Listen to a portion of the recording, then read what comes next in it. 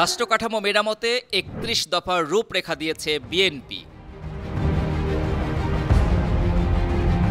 সংবিধান ও রাষ্ট্র ব্যবস্থার গণতান্ত্রিক সংস্কার, অর্থনৈতিক মুক্তির লক্ষ্যে প্রণীত ৩১ দফার অন্যতম দফায় বলা হয়েছে, দেশের জনগণের হাতেই দেশের মালিকানা ফিরিয়ে দিতে হবে। দলটির ভারপ্রাপ্ত চেয়ারম্যান তারেক রহমান এ রূপরেখা ঘোষণা করেন। সংক্ষিপ্ত রূপরেখা এখন আমি আপনাদের সামনে। বিএনপির প্রতিষ্ঠাতা জিয়াউর রহমান ঘোষিত ১৯ দফা, বেগম খালেদা জিয়া ঘোষিত বিএনপির ভিশন 2030 এর আলোকে এবং তারেক রহমান ঘোষিত ২৭ দফা কর্মসূচির সংশোধনী ও সম্প্রসারিত রূপে প্রণীত এই ৩১ দফায় কি আছে তারই এক ঝলক তুলে ধরা হলো।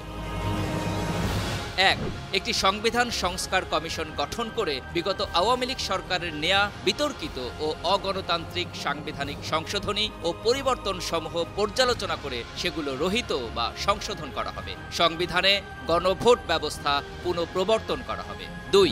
বাংলাদেশি জাতীয়তাবাদের ভিত্তিতে একটি অন্তর্ভুক্তিমূলক, বৈষম্যহীন ও সম্প্রীতিমূলক রেইনবো নেশন প্রতিষ্ঠায় একটি ন্যাশনাল রিকনসিলিয়েশন কমিশন গঠন করা হবে। ৩. বাংলাদেশে গণতান্ত্রিক প্রক্রিয়াকে স্থায়ী সাংবিধানিক ও প্রাতিষ্ঠানিক রূপ দেওয়ার লক্ষ্যে একটি নির্বাচনকালীন দল নিরপেক্ষ তত্ত্বাবধায়ক সরকার ব্যবস্থা প্রবর্তন করা হবে। ৪.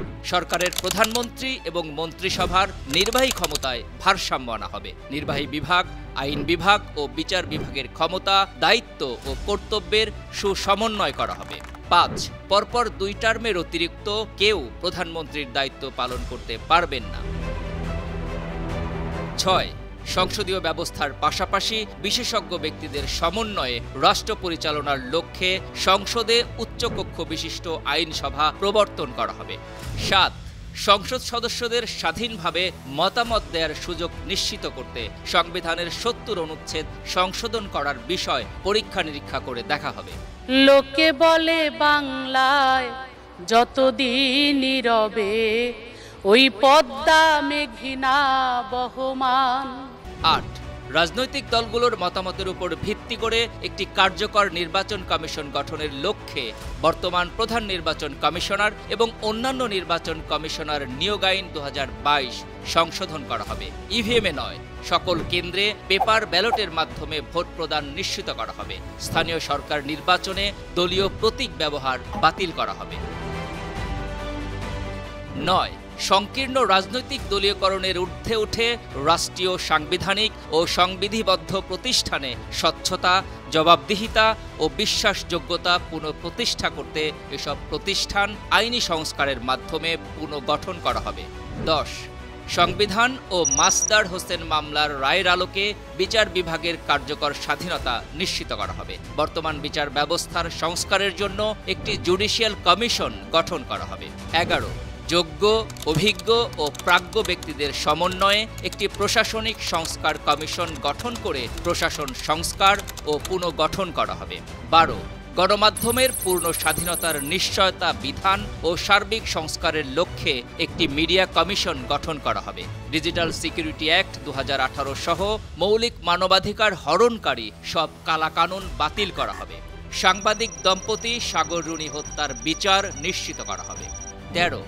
দুর্নীতি দমন কমিশন ও দুর্নীতি দমন আইন সংস্কার সহ সংবিধান অনুযায়ী ন্যায়পাল নিয়োগ করা হবে। ১৪. গুম, খুন, বিচার বহির্ভূত হত্যাকাণ্ড এবং অমানবিক, নিষ্ঠুর, শারীরিক ও মানসিক নির্যাতনের অবসান ঘটানো হবে। ১৫.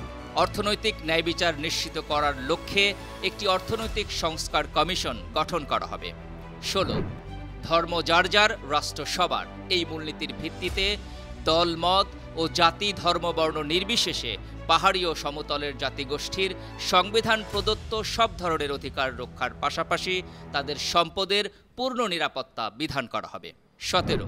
শ্রমিকদের প্রাইস ইন্ডেক্স বেসড ন্যায্য মজুরি নিশ্চিত করা হবে। শিশু শ্রম বন্ধের পাশাপাশি শ্রমিকদের গণতান্ত্রিক ট্রেড ইউনিয়ন অধিকার সংরক্ষণ করা হবে। প্রবাসী শ্রমিকদের কাজের ক্ষেত্রে নিরাপত্তা সহ তাদের ভোটাধিকার নিশ্চিত করা হবে। ১৮. বিদ্যুৎ, জ্বালানি ও খনিজ খাতে দায়মুক্তি আইন সহ সকল কালাকানুন বাতিল করা হবে। জনস্বার্থ বিরোধী কুইক রেন্টাল বিদ্যুৎ কেন্দ্রগুলো হতে বিদ্যুৎ ক্রয়ে সীমাহীন দুর্নীতি বন্ধ করা হবে। ১৯. বৈদেশিক সম্পর্কের ক্ষেত্রে দেশের জাতীয় স্বার্থ, সার্বভৌমত্ব ও জাতীয় নিরাপত্তাকে সর্বোচ্চ প্রাধান্য দেওয়া হবে। 20 দেশের সার্বভৌমত্ব সুরক্ষায় প্রতিরক্ষা বাহিনীকে সুসংগঠিত, যুগোপযোগী করে তোলা হবে। 21 স্থানীয় সরকার প্রতিষ্ঠানগুলোকে অধিকতর স্বাধীন, শক্তিশালী ও ক্ষমতাবান করা হবে। আদালত কর্তৃক দণ্ডপ্রাপ্ত না হওয়া পর্যন্ত স্থানীয় সরকারের নির্বাচিত প্রতিনিধিদের নির্বাহী আদেশ বলে বরখাস্ত বা অপসারণ করা যাবে না। 22 জরিপের ভিত্তিতে মুক্তিযুদ্ধে শহীদদের একটি তালিকা প্রণয়ন এবং মুক্তিযোদ্ধাদের সঠিক তালিকা প্রস্তুত করা হবে। 23 যুব সমাজের জন্য আধুনিক ও যুগোপযোগী যুব উন্নয়ন নীতিমালা প্রণয়ন করা হবে। শিক্ষিত বেকারদের বেকার ভাতা দেওয়া হবে। সরকারি চাকরিতে প্রবেশের বয়সসীমা বৃদ্ধি বিবেচনা করা হবে। 24 নারীর ক্ষমতায়নে সুনির্দিষ্ট কর্মসূচি গ্রহণ করার পাশাপাশি স্থানীয় সরকার ব্যবস্থায় নারীর প্রতিনিধিত্ব বাড়ানোর উদ্যোগ নেওয়া হবে।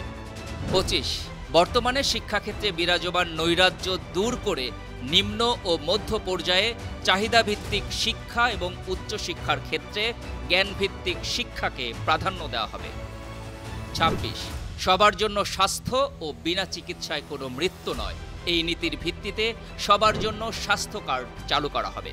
27 কৃষিপণ্যের ন্যায্য মূল্য নিশ্চিত করা হবে। পর্যায়ক্রমে সকল ইউনিয়নে কৃষিপণ্যের জন্য সরকারি ক্রয় কেন্দ্র স্থাপন করা হবে। 28 দেশের যোগাযোগ অবকাঠামো উন্নয়নে সড়ক, রেল ও নৌপথের প্রয়োজনীয় সংস্কার করে সারা দেশে সমর্থিত বহুমাত্রিক যোগাযোগ ব্যবস্থা গড়ে তোলা হবে। 29 জলবায়ু পরিবর্তনজনিত সংকট ও ক্ষতি মোকাবিলায় টেকসই ও কার্যকর কর্মকৌশল গ্রহণ করা হবে। 30 তথ্য যোগাযোগ প্রযুক্তি খাতকে বৈশ্বিক মানে উন্নীত করার লক্ষ্যে প্রয়োজনীয় পদক্ষেপ গ্রহণ করা হবে। 31 একটি জাতীয় মহাপরিকল্পনা প্রণয়নের মাধ্যমে নগরে জনসংখ্যার ক্রমবর্ধমান চাপ কমিয়ে পরিকল্পিত আবাসন ও নগরায়নের নীতিমালা গ্রহণ ও বাস্তবায়ন করা হবে। News desk, 52 TV.